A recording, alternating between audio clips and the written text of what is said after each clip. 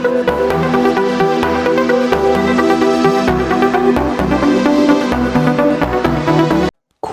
নগরীর সোনাডাঙ্গা থানার দারুল আমান মসজিদ গলির শরীফুল ইসলামের ভাড়াটিয়া বাসা থেকে আজ শনিবার সন্ধ্যায় ৬০ নানী বেবি ও নাতি ১৪ বছরের মুস্তাকিম ও ৪ বছরের শামীমের মরদেহ উদ্ধার করেছে পুলিশ।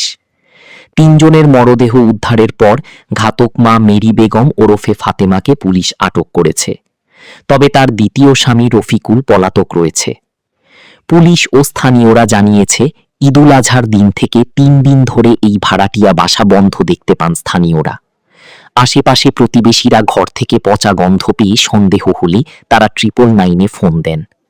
পরবর্তীতে সন্ধ্যা ৭টায় সোনাডাঙ্গা থানার পুলিশ ঘটনাস্থলে এসে স্থানীয়দের সহযোগিতায় ঘরের তালা ভেঙে ভিতরে প্রবেশ করে একটি ঘরে 2টি লাশ দেখতে পায়।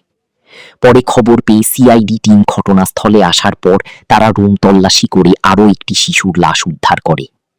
3 জনের মরদেহের মধ্যে খাটের নিচে নানি, বেবি ও ট্রাঙ্কের উপরে নাতনি মুস্তাকিম লাশ এবং ওয়ার্ড্রোবের ভিতর থেকে শামীমের লাশ উদ্ধার করে। নিহত বেবির মেয়ে ও 2 সন্তানের মা মেরি বেগম ওরফে ফাতেমাকে সোনাডাঙ্গা থানা পুলিশ আটক করেছে। তাকে জিজ্ঞাসাবাদ করা হচ্ছে।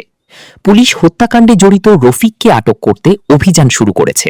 সংবাদ পাই যে একটা রুমে তালা দেয়া, আমাদের টিম আসে প্রায় 7টার দিকে।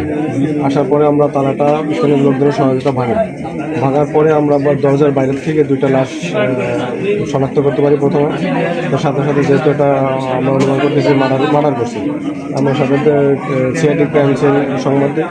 সিআইডি ক্রাইম সিন আসার পরে আমরা পুরো ঘরটা তল্লাশি করছি। তল্লাশি করার পরে আমরা আরেকটা বাচ্চা লাশ পাচ্ছি, 3টা লাশ। প্রত্যেকটা লাশে শ্বাসরুদ্ধ করে হত্যা করা হয়েছে। এখন এটা আমরা পোস্টমর্টমে পাঠাবো। আর আমাদের যে যাদের আমরা সন্দেহ করতেছি, আমাদের এই সন্দেহ তালিকায় যারা আছে এদের ধরার জন্য আমাদের বাইরের 2-3টা টিম কাজ করতেছে। আমাদের থানার 2-3টা পুলিশ, আমাদের সিনিয়র সার্জন মাঠে আছে। তাদের শনাক্ত মানে যাদের এটা পারিবারিক, আমরা যেটা প্রধানভাবে ধারণা করতেছি এটা একটা পারিবারিক প্রভাব।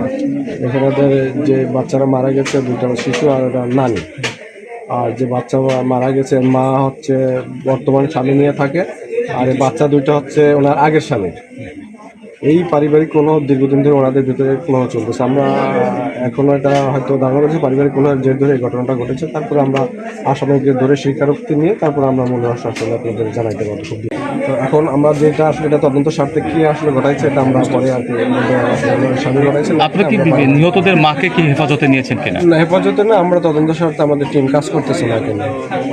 ধারণা করা হচ্ছে ফাতেমার দ্বিতীয় স্বামী রফিকুল ইসলাম এই হত্যাকাণ্ড ঘটাতে পারে। মেরি বেগমের প্রথম স্বামী মাসুম ব্যাপারীর সাথে 4 বছর আগে ছাড়াছাড়ি হয়। খবর পেয়ে মাসুম ঘটনাস্থলে এসে 2 পুত্রকে হারিয়ে কান্নায় ভেঙে পড়ে। এলাকায় মাসুম ও তার স্বজনদের আর্তনাদে এলাকার বাতাস ভারী হয়ে ওঠে।